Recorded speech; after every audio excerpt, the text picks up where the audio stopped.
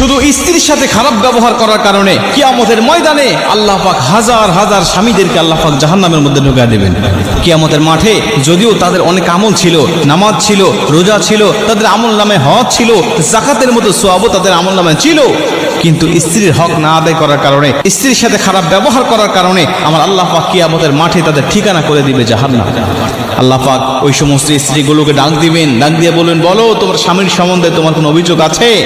স্ত্রী ডাক দিয়ে বলবে, ইয়া আল্লাহ, হ্যাঁ, আমার স্বামী আমার হকগুলো আদায় করে নাই, আমার স্বামী আমার হক আদায় করে নাই, সে আমার উপরে জুলুম করেছে, নির্যাতন করেছে, সে আমার হকগুলো আদায় করে নাই। আমার আল্লাহ বলবে, তুমি কি তাকে ক্ষমা করবে? স্ত্রী যদি বলে, আল্লাহ আমি তাকে ক্ষমা করে দিলাম, আমার আল্লাহ বলবে, যাও তোমরা দুজনেই জান্নাতি। কিন্তু স্ত্রী যদি বলে, আল্লাহ আমি তাকে ক্ষমা করতে পারবো না, কারণ এতটা জুলুম করেছে, আমি শুধুমাত্র এই কিয়ামতের ময়দানের অপেক্ষায় ছিলাম যে কিয়ামতের ময়দানে আল্লাহর কাছে আমি অভিযোগ করব, কারণ দুনিয়াতে আমার অভিযোগ শোনার মতো কোনো ব্যক্তি ছিল না। আল্লাহ আজকে আমি আপনার কাছে তার বিরুদ্ধে অভিযোগ করছি, সে আমার উপরে জুলুম করেছে, আল্লাহ আপনি তাকে উপযুক্ত শাস্তি দিয়ে নেন।